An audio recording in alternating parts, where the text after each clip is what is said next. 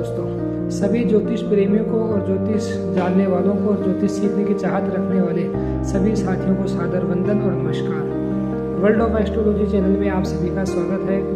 और ज्योतिष की अगली श्रृंखला में आज हम बात करेंगे, अगर आप जानना चाहें, सभी के मन में एक प्रश्न रहता है कि इतने सारे ग्रहों को देखें और इतने सारे ग्रहों के बारे में विश्लेषण करें, इससे अच्छा कोई एक ऐसा ग्रह हो जो आपकी कुंडली में आपको हर तरह से हो, चाहे आपके आयुष्य के संबंध में हो, चाहे आपके रोग निदान के बारे में हो, चाहे आपके राजयोग के बारे में हो, जो आपके पूरे जीवन के बारे में जो परिभाषित कर दे, आपके पूरा जीवन और पूरा व्यक्तित्व बदलने की जो क्षमता रखता हो।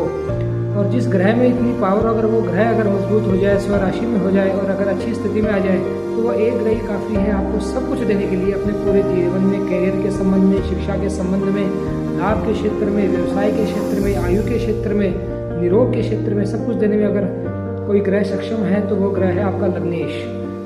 जी हाँ, लग्नेश।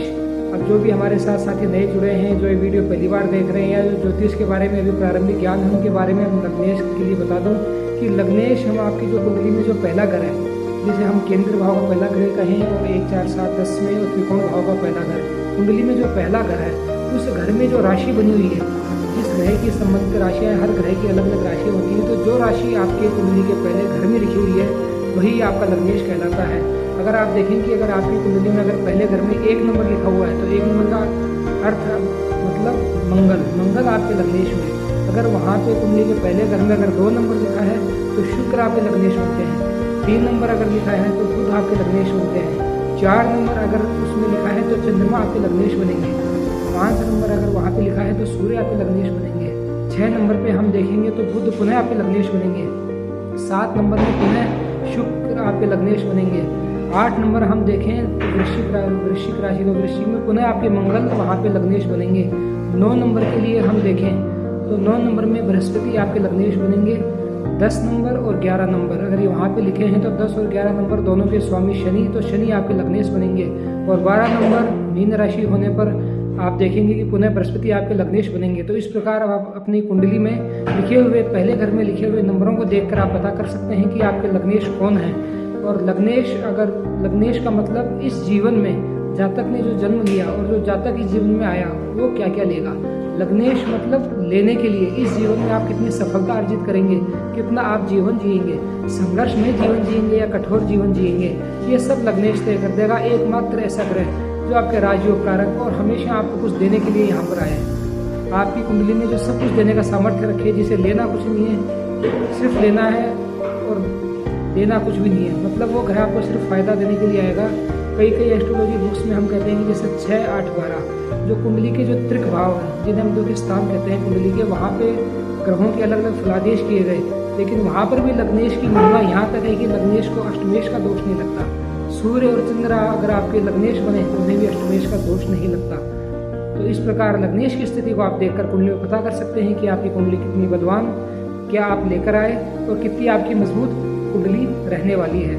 अब हम चर्चा करें, अगर आपके लग्नेश बने मंगल, तो अगर लगन में आपके अगर लग्नेश मंगल बनकर अगर आपकी कुंडली में सही स्थान में पोजीशन हो जाए, आपके लग्न में आ जाएं, दूसरे भाव में आ जाएं, 10वें घर में, 11वें घर में, 7वें स्थान में, तो इस प्रकार आप देखेंगे कि शादीशुदा जीवन में जरूर व्यवधान उत्पन्न होगा, लेकिन कार्य क्षेत्र में ये व्यक्ति अतुलित प्रतिभा वाला और संपन्नता संतान, और जो आपका जो लग्नेश होगा, लग्नेश के अनुसार ही आप व्यक्ति का जो उसका काम करने का ढंग होगा, उसका जो जीवन जीने का ढंग होगा, वो लग्नेश के अनुरूप होगा। अगर लग्नेश आपका मंगल बने तो आप देखेंगे कि वह व्यक्ति हर काम बड़ी जल्दी करेगा।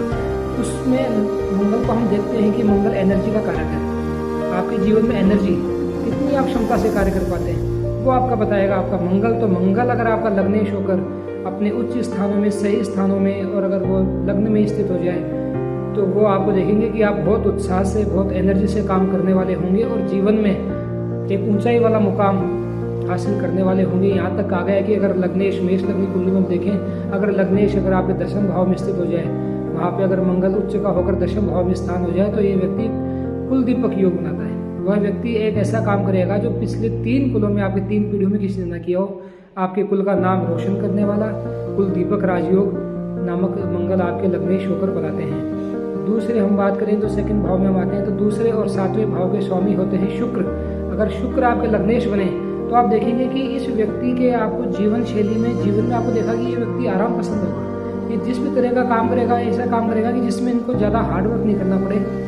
विलासिता पसंद, सुख वैभव पसंद और ज़्यादा हार्डवर्क नहीं करने वाला, तो सुख साधन से संपन्न, वैभव से संपन्न। अगर आपकी शुक्र, अगर आपकी कुंडली में अगर किसी पाप ग्रह का प्रभाव नहीं हो और अपनी उच्च राशि में देखें आप, शुक्र की उच्च राशियाँ हैं, शुक्र की स्वय राशि 2 और 7 और मीन राशि 12 नंबर, जिसमें शुक्र उच्च के हैं। अगर ये शुक्र की स्थिति हो जाए तो मालव्य नामक राजयोग बनाकर ये व्यक्ति को धन, संपत्ता और महालक्ष्मी योग का निर्माण करके इस जीवन में व्यक्ति को सब कुछ प्रदान करता है जो व्यक्ति जीवन में चाहता है।